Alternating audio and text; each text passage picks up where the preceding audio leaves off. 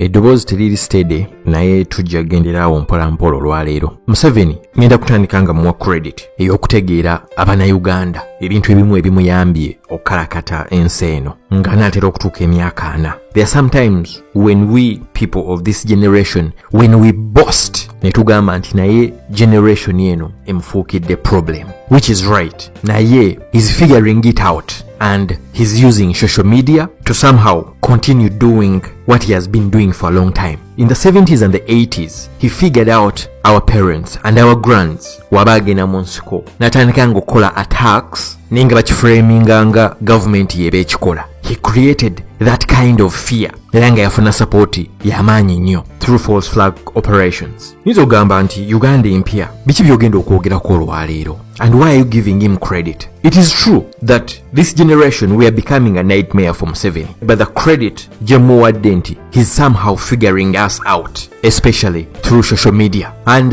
the reason why nti tetulemera nnyo ku nsonga ejjawo abajoogerako ne bajoogerako ne tutweetinga ne mukomentinga enkya ne baleeta endala gye mwayogeddeko jjo neebeera ng'etaabaddewo at all. This is mainly nti n'abantu abayingidde ekintu kya social media kino TikTok, Facebook, YouTube. Sometimes we don't really mean what we say. We care more about the likes, the everyday likes, the everyday views, rather than what we believe in, what we are fighting for. Netwesanganga making content is like a must. Lero novuga kino, enkya novuga kiri, lero novuga kino, enkya novuga kiri. A strategy that is good to always talk, but a strategy that is working for Museveni. That strategy works for the content makers because all they care about is the likes and the views of today, but not sticking to the point. Kivula nkugambye nti he's figuring us out and he's going to start using us without even paying a single penny, just because of the hunger beyond social media to get the likes, to become famous. We are losing the touch of what we really believe in, but we go in bed praying that something happens tomorrow so that you have something to talk about. Ngenda kwogera ku nsonga bbiri. Introduction ebadde mpanvu, but I'll try to be brief anyway. Audio eno ekwatagana ku nsonga z'amabaati, naye ate nina kyenjagala osookoyisaawo. So batugamba bulijjo nti prevention is better than cure. Tutandika kusoma ebintu ebyo nga tuli bato nnyo nti prevention is better than cure.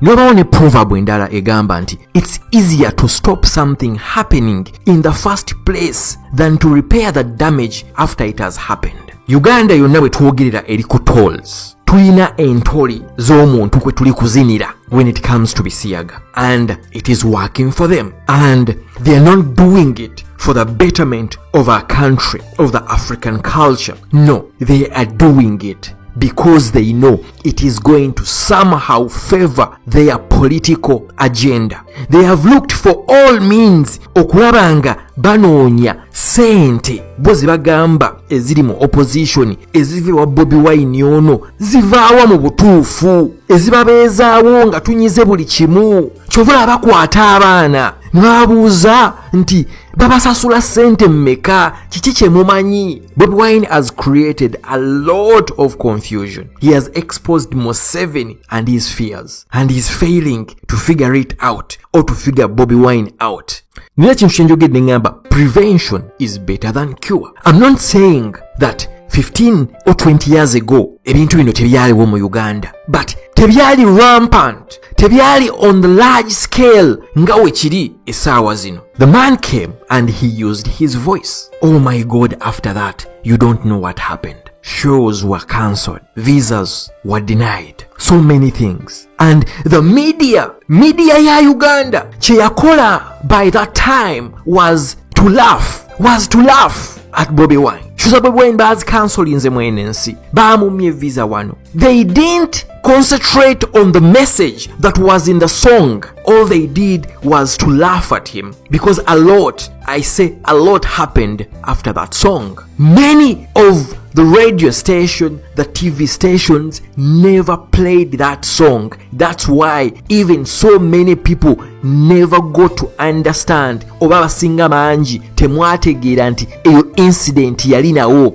radio station tezakuba luyimba, TV stations tezaplayinga luyimba olwo ate nga lwalina ne video, tewali yaplayinga luyimba. Wabula after what happened, bands nga yenkugambye shows being cancelled, bajjanga nababyogerako nga bajerega Bobi Wine. Era banji government officials, bloggers babadde nga bajjanga boogera genda agende UK, agende abazungu tebabaliko, agende eri. The message, no one ever tried to listen and to the song. Why am I talking about this? Niyo omubbi gwe nalabye. Lwaki muyita omubbi? Omaze almost 20 years okollectinga sente za kuzimba church, okoze businesses eziri ku succeeding, radios, TVs, ozimbye zi church, ozimbye zi mansions. You're one of the richest in that city. The mansions are getting finished, your businesses are thriving, church yagana, but you've been collecting money for over 20 years. Kivula ngamba nti omubbi yabeera mubbi avaayo n'endiga ze ezitasobola kukirowoozaako nti we have been doing this collecting money for 20 years. Kyakiriwa naye nga mansion ziri kugwa n'ebirala. Avaayo n'abagamba nti onaakyogeddeko,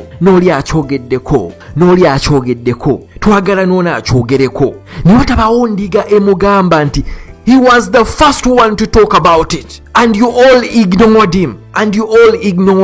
After what happened to him, you came and started laughing. Nemumujerega, nemugamba nga gende eno gyomanyi atasobola kugenda, ekitasobola kukyogera nti weyatandikira the fight mwenna mwasirika ng'abatawulira. If you had joined him then 10-15 years ago, it wouldn't be rampant nga wekiri essaawa zino. Era bannaye ndiga, it's coming to 5 years now. Tubadde tusaba abantu bannange mwogereeko, abaana bali makomera, bapasita muliwa, abakulembeze b'amadiini mwogereeko, abaana babakwata, abaana babasibye, abaana babatokyalinga, abaana babatta makomera, abaana tebalina musango, bapasita muliwa, ba elites muliwa. Lwaki temwogera? Mwogereeko mwenna nga musirise. Tubadde tubayita mujje mwogere mwenna nga musirise. But this issue has been about death, torture. Missing mothers, missing fathers. Tubadde nga tubayita. Naye omubbi oyo endiga zabadde nga azigamba kimu nti Bobi Wine yattisa abaana. Oyo yattisa abaana, yakwasa abaana. That thief is now calling him to speak. Why are you calling a murderer to come and speak? Why are you calling a Rastafarian to speak? Kukitegera, wamuyitanga Rasta, wamuyitanga omunywi w'enjaga, wabadde omuyitanga amannya gonna nga you demeaning him. Oh, but now you want him to speak. You are a thief, a liar. You're only lucky that stupid ndiga bebabeera mu churchizo who cannot figure you out. Do murderers have a say in our community? I'm asking you Ugandans, because obadde ogamba yattisa abaana ye mutemu, omunywi w'enjaga abagamba ki? Abatemu mu Uganda baafuna divoice okutandika okwogera ku issues eziconcerning eggwanga Uganda. Abanywi b'enjaga mu Uganda baafuna divoice okutandika okwogera ku issues kutandika okwogera ku issues mu Uganda, because it's what you've been talking, it's how you've been regarding Bobi Wine in the last 5 years. You thief, Mbagambi. They don't care about our children. They don't care about us. They don't care about this generation. They are going to use this as a platform to further their political support locally. Nchiddamu ekyo, locally. Because they think that all the support comes from abroad. The support for the opposition. You have the power. You have the guns. You have the courts of law. You can decide anything in that country. Why are you calling out Bobi Wine to speak? He has been calling out mutabana baffe mwabata. Stop the illegal detentions. Mwastopinga. Stop torturing people. Mwastopinga. Let me tell you something. There was a story in the media. Their own blogger yabadde ayogera ku eyo story. Kubisiyaga ebyali e Buddo College. Is it Buddo College? I think so, yes. Nga bagamba nti mweri essomero mulimu omusomesa amaze emyaka n'emyaka mweri essomero. Naye ng'abaana babadde asiyaga nga tabakkirizisa, like a mutual understanding nti ono akkiriza naye embu yenembu yalinga abawa cocaine ng'abadruginga n'abakola ebintu ebyo by force emyaka n'emyaka. Blogger abwe yennyini yali ayogera ebintu bino to an extent n'afuna n'abantu ne bajja ne bamuthreateninga ne batandika okumuwooninga, naye nga naye amugamba maama wa victim omwana omuto a recent case, nga kitegeeza omusomesa oyo ne we twogerera akyaliyo, naye ng'ali protected n'abanene mu gavumenti, ng'ali protected n'abakulira essomero eryo, era nga ne we twogerera is out. Kyova olaba omusajja oyo blogger waabwe we yali atandika okwogera ku nsonga za buddo baatandika omuthreateninga. Naye ekyo kino kinyagala okugamba nti without even a mutual understanding, mulinga abagamba Uganda government, mulinga abagamba nti rape ebeerawo omusajja wa rapinga omwana omuwala oba wa rapinga ekitonde ekikazi, naye omusajja okusiyaga musajja munne nga takkiriza mukitwalanga ekisiyaga, ebyo tebikkirizibwa naye temukifaako nnyo, kubanga essaawa zino abasajja ng'abo abadruginga abaana nga mu butuufu mbadde mwagala okulwanyisa ebisiyaga, abasajja ng'abadde badruginga abaana mu masomero ne babarapinga senga bali luzira nga barootinga in jail, not because basiyazi wabula because they carried out rape. Wembanga abo mbawa pass mujja mutya ate ne mugamba nti mugenda kulwanyisa ebisiyaga mu Uganda. I want you to think about it. It's just double standards. You have the laws, you have the guns, you have everything. Okola kyonna kye mwagala okola. Bobi Wine atalina mu parliament mu mwagazaaki. He has been calling you out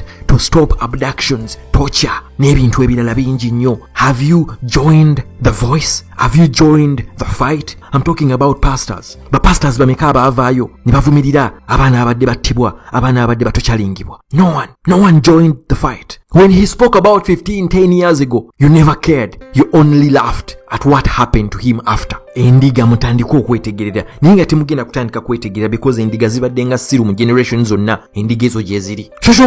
Social media kyenkugambye kiri nti they are figuring us out. Nkikugambye nenkugamba they are figuring us out and they are going to start using us kubanga tunoonya content oyagala okole nkya ne weerabira nti kyewayogeddeko yesterday. It would have made an enforcement for you to stick on one thing about at least for some time. When you people mwaleeta ensonga ya airport ne mugiremerako today, tomorrow, another day, there was a change. Somehow there was a change kubanga ensonga mwagiremerako ebyo tebabyagala, baagala ayogera ku kino olwaleero enkya luli ne luli. Can you talk about NSSF wetwogerere essaawa zino? Can you talk about NSSF mu Uganda wetwogerere essaawa zino? Waliwo n'ayagala okubiwuliriza ebya NSSF naye ng'ate wiiki 2 emabega NSSF kyekibadde kigenda maaso mu ggwanga. Ffenna tuli ku mabaati. Yes, it's for the poor people, for the suffering people in Karamoja. Naye gamalawo sente meka? Gwomanyi billions and billions, almost trillions sente ezabbibwa mu NSSF. Ani ayogera ku NSSF wetwogerere essaawa zino? Tewali. Ekyo kyagenze, abo baafunye pass, ekyo kyawedde, kati mabaati ge galiwo. They are figuring us out because we don't stick on one point. Wenzija nenjogera ku kya NSSF olwaleero nemba nnyonnyola zabbibwa bwe ziti, enkya nenzija nenjogera ku myamabaati, luli nenzija nenjogera ku bino. I did not believe nti ebya NSSF byali bituufu wembanga nkola ekyo. The reason why it somehow made a point ku Uganda Airlines Entebbe Airport is because mwakiremerako ne mukiremerako. They don't want that. Bibalabisa ebyo. So they are using content creators, they are using bloggers to do whatever they want because they know ne mutegere ekintu nga kyamaanyi mugenda kukyogerako nga baga bakiremeddeko ng'enkyaba bakuba ekiboozi ekirala nga mukivaako nga mudda ku kino. They are figuring us out the same way he figured our parents out and our grands, n'agaya n'addira nga ye kennyini yabatta naye ng'agamba gavumenti yabatta. The social media generation, they are figuring us out. Nkubuuziza ekibuuzo, okyayogera ku NSSF naye nga bye twogerako ebitutte social media ebiri buli wamu ebyamabaati, it's pennies. Nkiddemu, it's pennies ku sente ezibbibwa mu NSSF, sente ze baali batadde ku table about the NSSF issue. It is pennies. Kyokka weewuunya nga bakireese okudivertinga abantu ate somehow someone else is coming to use it on their advantage because mukyogerako media ekiremeddeko. Tewali kintu kiwedde mu makulu nga media ya Uganda, the media platforms, the TV, televisions, newspapers. Naye nga nze nkubulira because abantu bangi nnyo badde mwangamba njogere ku issue y'amabaati. Ngenda kugyogerako briefly. Naye nga njagala nkugambe nti eno ebisse billions and billions of money ze mwali mugenda otegeera ezabbibwa mu NSSF. Ensimbi eyo g'omwana, omukyala, taata, omusajja mu Uganda akola nosanga ku musaala gwo buli mwezi nga basazeeko nti zino zigenze mu NSSF. Babadde bamakitegedde nkigenda bakubawala nnyo we munategeera billions, trillions ezibbiddwa ne bakuba ekyamabaati kya NSSF ne kisirika completely. Tewali akyogerako. Kyabadde kigenda kukuba Uganda wala nnyo. No one is talking about it. Tuli ku mabaati g'Karamoja n'abatuli awo nga bataddewo ekirala. So amabaati, ababbi abali involved mu mabaati gano. Speaker wa Uganda Anita Among, Prime Minister wulira positions ezo, Prime Minister Nabanja, Finance Minister Kashaija. These are some of the most big positions, top positions mu government. Ngojeeko abo wali abalala babiri bokka, Vice President ne President, and I think Vice President also naye ali involved mu eno saga if I'm not mistaken. Ba ministers abalala bonna ba MP baadi meetings. Kashaija audio weeri, Kashaija ng'agamba amabaati gaatuuka ewaka n'agabako n'amalala akyagayina proudly nga waseka n'okuseka. Nina agamba ye gaatuuka butuusi. Kashaija yata ssente zonna okugenda mu any department era nga ssente ezo ezigula amabaati yareleasinga ssente mu ministries zonna. Kashaija kitegeeza buli kintu kyonna ekigulibwa mu government, ekigulibwa ne government ya Uganda, Kashaija alina okuba nga akimanyi ng'amanyi ne ssente waje zaava. Naye audio mwazuwulidde ng'agamba naye tamanyi yafuna bufunyi mabaati bamuyita jangu ogula amabaati, jangu otwala amabaati. Prime Minister yagagula, Speaker yagagula, Speaker n'ekyo ekintu kyekimu, Nabanja bonna kyekintu kyekimu. Naye tewali muntu yenna gwe baraidinzeeko we. Bano babbi bandibadde mu kkomera. People in Karamoja are suffering, are poor. Bandibadde mu kkomera. Investigating what? Ba minister mwabalaba amabaati bakkiriza nga baagazimbisa ebiyumba by'ente zaabwe. Kashaija akugambye baamuwa n'agakozesa amala gye gali amabaati 3 ewuwe. Anita Among akugambye yagafuna. Investigation eriwaji eriwo. Omukute n'ekizibiti. Olaba musiba baseggirinya myaka na myaka. Olaba muraidinga baana ne mbatwali ne mbatochalinga. Baby wine ani amusaamu ssente. Plan kyeddako. Ne mugamba mugenda kunoonyereza. Abantu bangi abatayinaako evidence yonna nti babbye, bali kitali abali ruzira nga mugamba mukyanoonyereza. Ni bano be mukutte n'ebizibiti. Wenkugambira bino ebintu babireeta kujjawo nsonga z'amaanyi Abannayuganda zeba bagenda okutegeera eziba zigenda okumenya Abannayuganda emitima nga ssente trillions ezabbibwa mu NSSF. Ate ng'oyo gwe bagamba yazibbye baba bagenda kumunyiga ayogere nti munnange kakiiti kaava wooli omukulu, kakiiti kaava woono, kakiiti kaava wooli. Ate ng'ebisinga byonna bikakkananga ssente za NSSF nga bagamba kakiiti kaava mu First Family. If you really care, nga president office egambye investigate these people, what are you investigating? Bagenda kutwala obujulizi nga mwagamba baseggirinya amabaati gagere bagenda gakweka ne mugakutte gali waabwe bakkiriza. Tewali ya resigninze, tewali yakwatiddwa. Bennyini be bali kuteesa ku solution kiki bagenda okwekolera. Ani ya resigninze, ani yagobeddwa, ani gwe basindiseeko mu disciplinary committee bamucensuring. Tewali. That means to Museveni and his government bino wadde bikoze amawulire eby'Karamoja, it's just a joke. It is just something being used bijja Bannayuganda ku mulamwa ku kintu kye baali bagenda okutegeera ekyali mu NSSF. And the plan has worked very well. Kikubye mu media n'ekikuba naffe abeewaana this generation of social media tuwa Museveni obuzibu naffe ne tubeera ku mabaati ne tukuba ekyo ne tufollowinga media ye etuwa amawulire. Kati mbuulira nti he's not figuring us out. He's figuring us out. Kaakati ekyo nga kiwe kinaatera okuggwa ndabye kibavuga. I'm telling you about these things kubanga oyinza ogamba nti naawe okiyingira. No, because I'm trying to tell you what's happening. Yesterday Mozi yavuddeyo n'atweeting n'agamba on top of stealing government funds from Abati for the Karamoja, can you imagine they claim they have extraordinary finances to fight us? Well, we say we come against them in the name of Jesus, the Son of God. Kati gwe wowulira ekyo ng'olowooza nti muhoozi alumirirwa abantu b'e Karamoja ayogedde ku babbi b'amabaati. No, he cares nothing about Karamoja. This is just a script. Kubanga recently we baali baagala okwogera ku muhoozi wazitse mu Uganda mu parliament. Ani yastopinga se mu Uganda? Speaker namugala tomwogera kutali mu parliament kwewozaako. Kati gwe ngolooza nti muhoozi will be against abantu taata we baalonda. This generation ne sharing. Abantu abalala ng'endiga ezibeera in some churches ne bakibelievinga nti he can change because bakulaga nti he's not connected to his father. He does whatever he wants. Senga yali ayagala ye kennyini yandisendinze ne military n'egenda bonna ne bayoola abo because he has been doing it. Nga mulaba military abantu basindika batuchalinga abantu bakwata abantu. Mwigwa alowooza nti he cares about Karamoja people just because he has treated. Ngenda kujjukiza banga mabega kaawo gwali either mwezi gwa kusatu oba gwa kutaano. Mabega kaawo gwali mwezi gwa kusatu 2022 omusajja ono ayogedde ku Karamoja ababbi amabaati e Karamoja yakola tweet n'agamba, my Karamoja brothers, we have begged you to stop the life of robbery and violence. We have begged you to stop attacking your neighbors, but to no avail.